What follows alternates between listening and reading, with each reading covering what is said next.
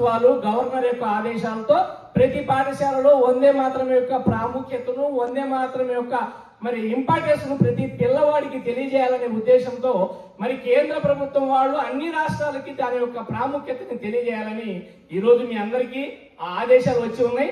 దానికి సంబంధించి తెలుగు మాస్టర్ ఎక్కడున్న వేదిక మీదకి రావాలి, తెలుగు మాస్టర్ పైకి రండి. మరి మన పిల్లలే ఆ యొక్క వందే మాతరం యొక్క ప్రాముఖ్యతల గురించి చెప్తారు.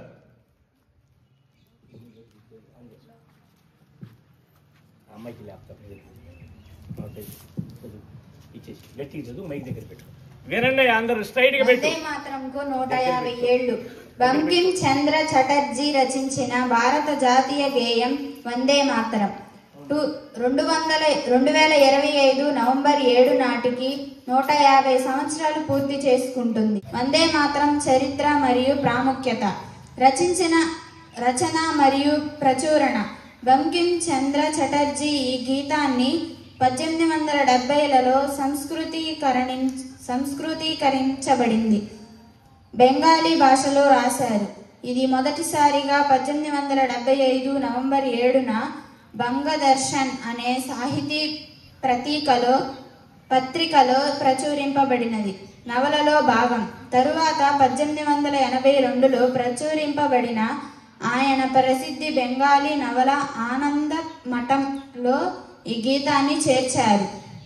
స్వాతంత్రోద్యమంలో వందే మాతరం భారత స్వాతంత్ర ఉద్యమంలో ఉద్యమకారుల స్ఫూర్తినిచ్చిన ఒక శక్తివంతమైన నినాదంగా మరియు గేయంగా మారింది. 1905లో బెంగాల్ విభజనకు వ్యతిరేకంగా జరిగిన వందే మాతరం ఉద్యమంలో ఇది కీలక పాత్ర పోషించింది. వందే మాతరం. మార్తుమూర్తికి వందనం. సుజలాం సుఫలాం మలయజ శీతలం సస్యశ్యామలం మాతరం వందే మాతరం.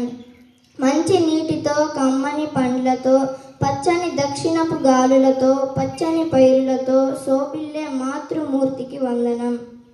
శుభ్రజ్యోత్స్న పులకితయామినీం పుల్లకు సుమితం ద్రుమదల శోభినీం సుహాసినీం సుమధుర భాషినీం సుఖదాం వరదాం మాతరం వందే మాతరం.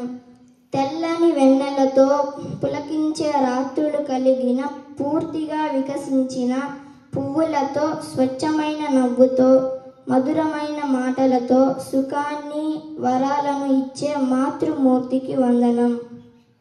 మానవాళికి, ప్రపంచంలో మానవాళికి జరుగుతున్న నష్టాన్ని నివారించి దానికి ఆల్టర్నేట్ గా ప్రపంచంలో ఈ ప్లాస్టిక్ వాడటం వల్ల చాలా రకాలైన వ్యాధులు వచ్చి, క్యాన్సర్ లాంటి వ్యాధులు వచ్చి మనుషులకే కాదు కొన్ని జంతువులు కూడా ఈ ప్లాస్టిక్ అనేది ఎక్కడ పడితే అక్కడ మీరు వాడి అక్కడ పడేయడం వల్ల దాన్ని తిని చివరికి ఏం జరుగుతుందంటే ప్రాణానికి హాని కలుగుతుంది.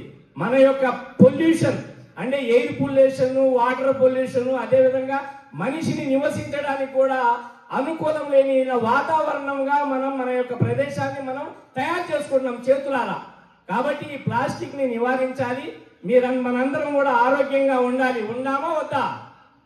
అందరం చెప్పండి గట్టిగా, ఆరోగ్యంగా ఉండాలా వద్దా? ఆరోగ్యంగా ఉందామా? అటైతే ఉపాధ్యాయులకు, విద్యార్థులకు అందరికీ మరి మన జాతీయ గీతంతో సమానమైనటువంటి గీతము వందే మాతరం గీతానికి 150 సంవత్సరాలు పూర్తయిన సందర్భంగా అందరికీ శుభాకాంక్షలు, శుభాభినందనలు. మరి ఈ సందర్భంగా మరి పరిమి రామకృష్ణ గారు, వారు చందూరు శివాలయం చైర్మన్, ట్రస్ట్కి చైర్మన్, వారు విదేశీ వస్తువులను బహిష్కరించి స్వదేశీ వస్తువులనే వాడండి అని చెప్పడానికి మన ముందుకు వచ్చారు. మరి ఆ విషయాన్ని కొంతమందికి తెలుస్తుంది, కొంతమందికి తెలియదు. కాబట్టి ఒక విషయాన్ని కేంద్ర గవర్నమెంట్, రాష్ట్ర గవర్నమెంట్ కూడా కొన్ని పిల్లలకి తెలియదనే ఉద్దేశంతో ఇవాళ ఉత్సవం అంటే ఒక సంవత్సరాలు 100 సంవత్సరాలు గడిస్తే, 150 సంవత్సరాలు, 200 సంవత్సరాలు గడిస్తే ఆ యొక్క విషయాన్ని కూడా ఎవరు దాన్ని వెలుగులోకి తీసుకొచ్చారు, ఏ విధంగా తీసుకొచ్చారనే ఆలోచనతో ఇవాళ రోజున ఈ యొక్క కార్యక్రమాన్ని మనకి తెలియపరుచుకున్నాం అందరం కూడాను.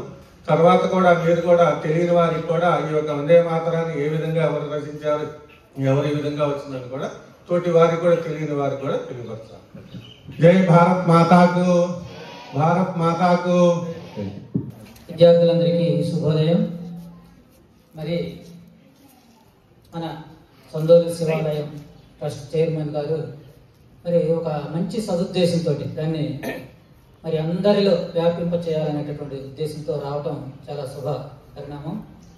ఎందుకంటే ప్లాస్టిక్ వల్ల ఎంత నష్టం జరుగుతుంది అనేటటువంటిది మనం అనేక సందర్భాల్లో అనేక రకాలుగా చెప్పుకోవడం జరిగింది.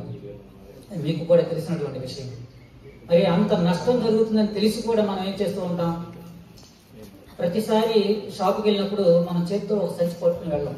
ఇంటి దగ్గర నుంచి క్యారీ బ్యాగ్, రోజుకి 8 రకాల టిఫిన్కి వెళ్ళినప్పుడు ఒక క్యారీ బ్యాగ్, కూరగాయలకు వెళ్ళినప్పుడు ఒక క్యారీ బ్యాగ్, ఏదైనా 2-3 సరుకులు తీసుకోవడానికి షాప్కి వెళ్తే ఒక క్యారీ బ్యాగ్. కనీసం ఇట్లా వారంలో 10, 15, 20 వరకు కూడా ఒక కుటుంబం వాడటం జరుగుతుంది.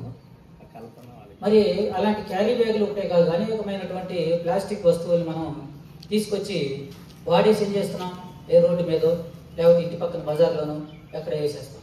అవి ఏం చేస్తాయి, మట్టిలో కలిసిపోయి కొన్ని మరి 100 సంవత్సరాలు కూడా ప్లాస్టిక్ అనేటటువంటి భూమిలో కరిగిపోదని చెప్పేసి మనం మరి చదువుకుంటూ ఉంటాం.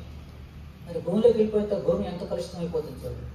వాటర్ వర్షం వచ్చిందనుకోండి, ఆ వాటర్ భూమిలో ఇంకిపోతుంది, భూమి అంతా వేడెక్కుతుంది దానివల్ల. అట్లా మరి భూమిని కలుషితం చేస్తున్నాం. భూమి కలుషితం అయిందంటే మనం భూమి మీద నివసించడానికి మరి చాలా అవస్థలు పడవలసినటువంటి పరిస్థితులు ఏర్పడతాయి. మరి కాబట్టి అలాంటివి మరి మీరంతా కూడా దృష్టిలో పెట్టుకుని పర్యావరణాన్ని మనం కాపాడుకోవాల్సినటువంటి అవసరం ఎంతైనా ఉంది. కాబట్టి వాటర్ ఒకటే కాదు, గాలి ఒకటే కాదు, భూమిని కూడా కలుషితం చేయకూడదు అనేటటువంటి విషయాన్ని మనం గుర్తించాలి. భూమి అనేటటువంటిది లేకపోతే అసలు మనం నివసించడానికే చాలా మరి అసలు మనమే కాదు, ఏ ప్రాణి కూడా భూమి అనేటటువంటిది లేకపోతే ఉంటుందా లోకంలో. కాబట్టి భూమికి మనం నేల తల్లికి ఎంత ప్రాధాన్యతనివ్వాలో అంతటి ప్రాధాన్యతనివ్వాల్సినటువంటి అవసరం ఉంది. చదువుకున్నటువంటి విద్యార్థులుగా మీరు తెలియనటువంటి మీ తల్లిదండ్రులకు కూడా తెలియచేయాల్సినటువంటి ఆవశ్యకత ఉన్నది. మరి దీని ఆవశ్యకతను గుర్తిరిగి అందరికీ తెలియజేసి మరి ప్లాస్టిక్ని సాధ్యమైనంత వరకు వాడకుండా ఉండటానికి ప్రయత్నం చేస్తారని మరి మీ నుంచి ఆశిస్తూ, మీరు కూడా తెలియనటువంటి మీ తల్లిదండ్రులు కూడా తెలియచేసి ఇంటి దగ్గర చక్కగా ఒక సంచి కుట్టించుకుని బజార్కి వెళ్ళేటప్పుడు సంకలా పెట్టుకుని వెళ్ళామంటే మనకు కావాల్సినవి అందులో తీసుకొచ్చుకోవచ్చు. కాబట్టి పర్యావరణాన్ని కాపాడుదాం. చెప్పాలి గట్టిగా చెప్పండి. పర్యావరణాన్ని కాపాడుతాం, ఏ సౌండ్, మా ఆరోగ్యాన్ని కాపాడుకుంటాం. భూమి తల్లిని కాపాడుతాం, భూమిపై ఆరోగ్యంగా ఉంటాం.